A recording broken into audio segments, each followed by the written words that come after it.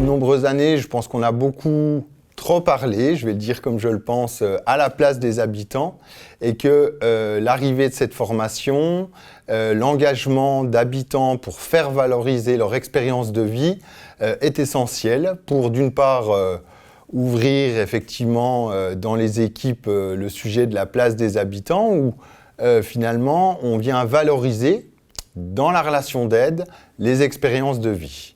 Il faut se dire que demain et après-demain, on intégrera dans les équipes du personnel qui, comme expérience, aura l'expérience d'avoir vécu à la rue.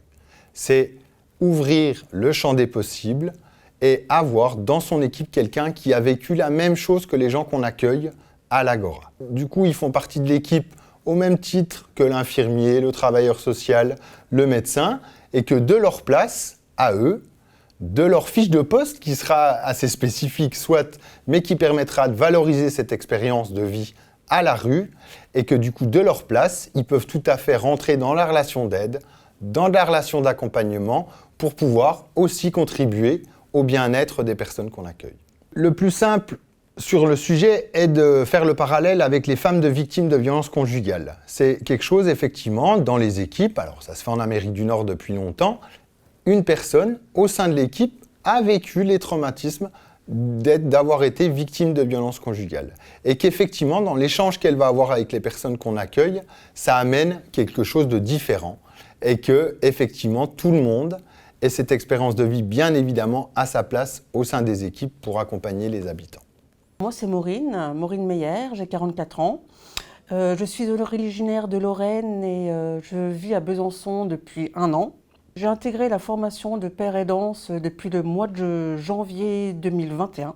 Alors pour moi, la père aidance, c'est une aide et un soutien que le père aidant apporte à des personnes qui ont un parcours de vie difficile que j'ai eu.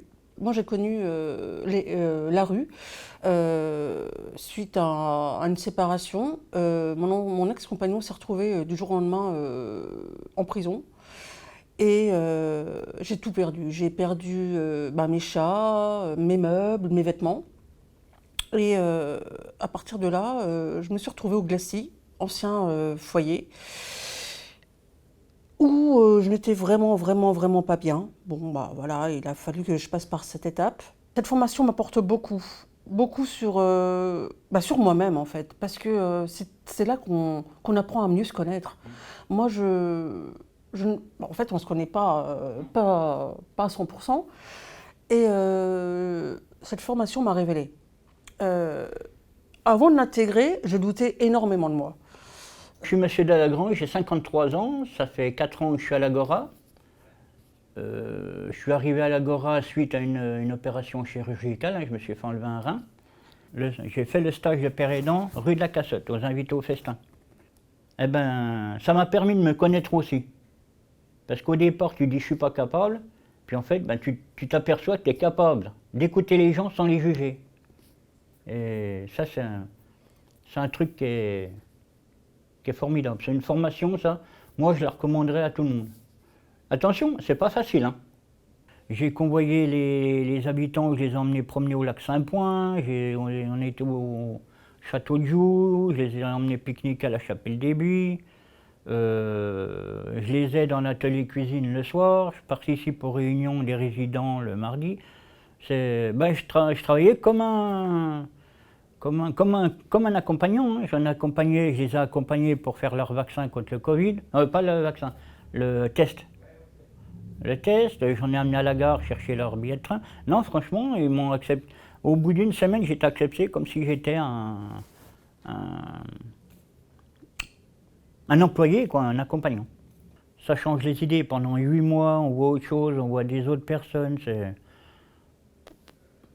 Surtout quand on part à Dijon toute la semaine. On part à Dijon toute la semaine, on revient le vendredi, on est...